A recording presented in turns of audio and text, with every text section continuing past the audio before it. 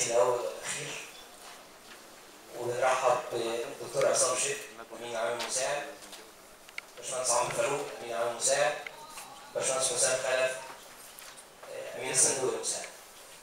نشكر حركه اراده، اسره اراده، وحركه طلاب الوسط على الاستضافه الكريمه.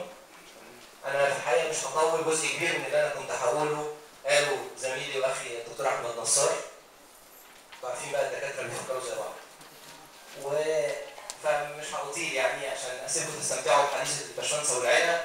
انا بس كل اللي انا عايز اضيفه على اللي قاله الدكتور احمد نصار هي ان في الحقيقه الباشمهندس والعيله وقيادات حزب الوسط لا تعلو على نفسها جهدا ان تساعد في الحركه السياسيه المصريه سواء قبل الثوره او بعد الثوره.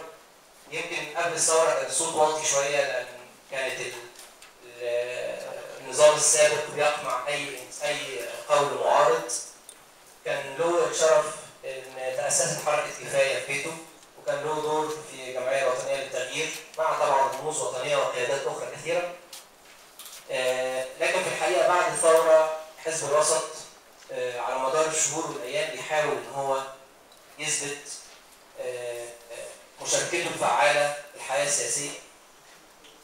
كل كيان بيخطئ ويصيب، لكن في الحقيقه اللي بتحاول دائما قيادات الوسط ان هي تنتهجه هي ان تضع بوصله المصلحه الوطنيه كبوصله وحيده لعملها السياسي. مش هطير على حضراتكم، وانا مش عارف دلوقتي المفروض كلمه يحيى ولا كلمه يحيى؟ طيب بس يحيى وعدني ان هو مش هيطول برضه عشان الباشمهندس استمتع بالحديث ان شاء الله. متشكر جدا، وان شاء الله نفتح باب الحوار بعد كلمه الباشمهندس.